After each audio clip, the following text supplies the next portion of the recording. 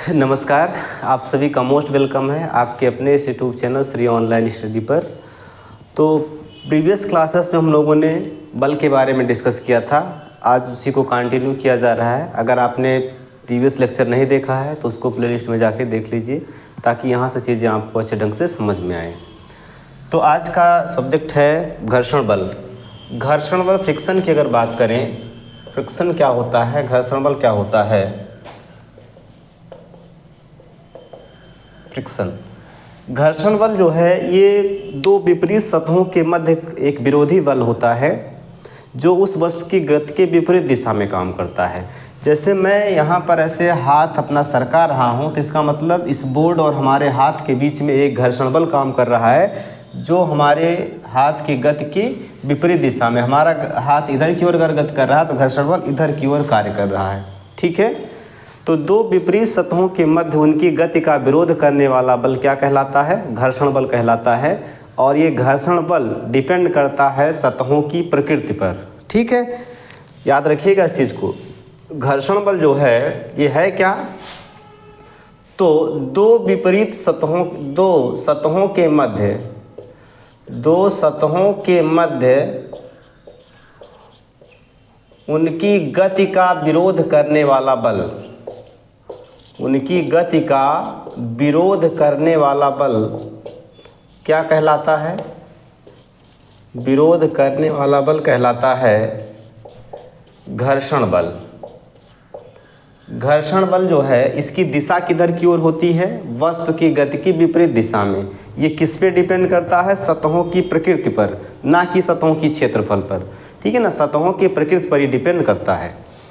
यहाँ देखिएगा, जैसे मान लीजिए ये एक पहिया है, ये एक पहिया है, इधर ये सड़क पर चलना है इस पहिए को। ठीक है, पहिए की गति इधर की तरफ है, पहिए की गति इधर की तरफ है, तो ये घर्षण बल इसके विपरीत काम करेगा, इधर की तरफ काम करेगा। ठीक है, और इस घर्षण बल का मान क्या रहेगा, इस घर्षण बल का मान अधिक रहेगा। अगर अधिक नहीं रहेगा तो गाड़ी का पहिया यही फिसलता रहेगा, गाड़ी आगे नहीं बढ़ेगी। तो इस घर्षण बल का मान अधिक रहेगा और गाड़ी जो है इसकी किधर की ओर मूव करेगी, तो इधर की ओर जो है गाड़ी गति करेगी, गाड़ी गति करेगी।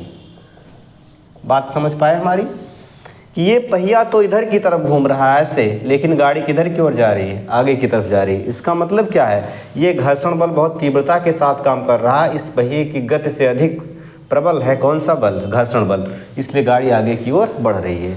अगर घर्षण बल का मान कम हो जाता तो यही पहिया जो है ऐसे सरकता रहता, गाड़ी आगे न जा पाती। और देखिए कि जैसे मान लीजिए कोई व्यक्ति ऐसे चलना चाह रहा है, कोई व्यक्ति है वो इस तरीके से ऐसे चलना चाह रहा है।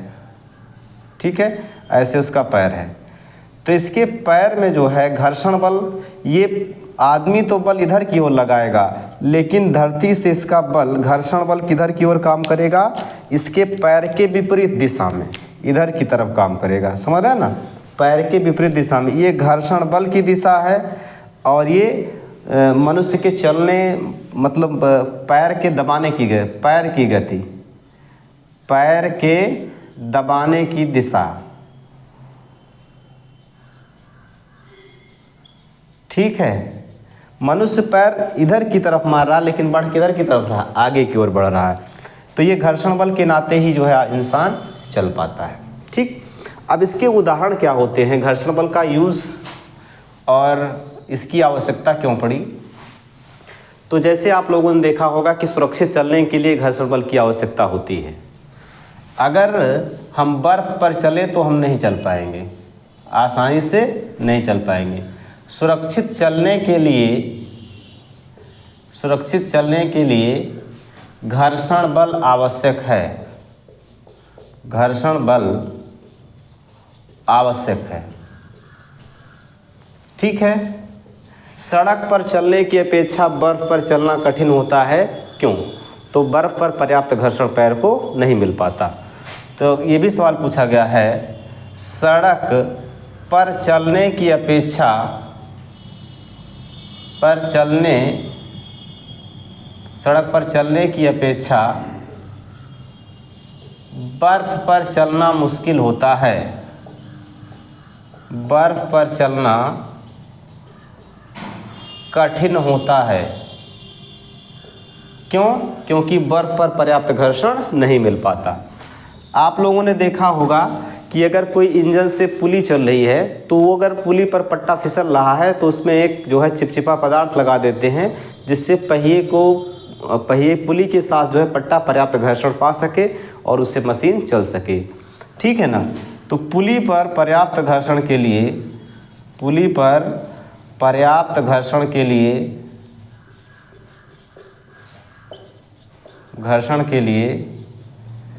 चिपचिपा पदार्थ लगाते हैं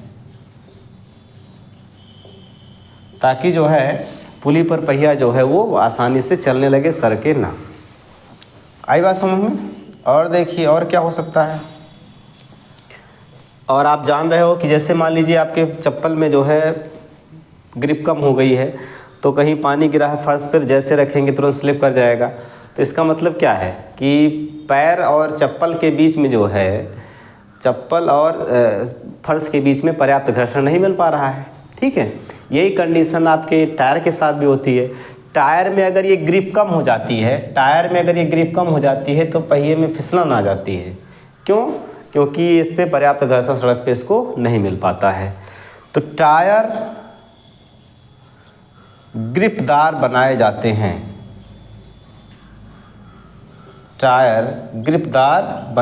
हैं, क्यों? ताकि पर्याप्त घर्षण उनको मिल सके। ठीक है। चलिए, ये तो हो गया घर्षण बल की बात। अब हम आगे बढ़ेंगे जो है और बात करेंगे जो है अन्य प्रकार के बलों पे। अन्य प्रकार के बलों में जैसे गुरुत्वाकर्षण बल है और नाभिकीय बल है, ये दो बचा है अभी। तो चलिए उस पर आगे बात करते हैं। ठीक है।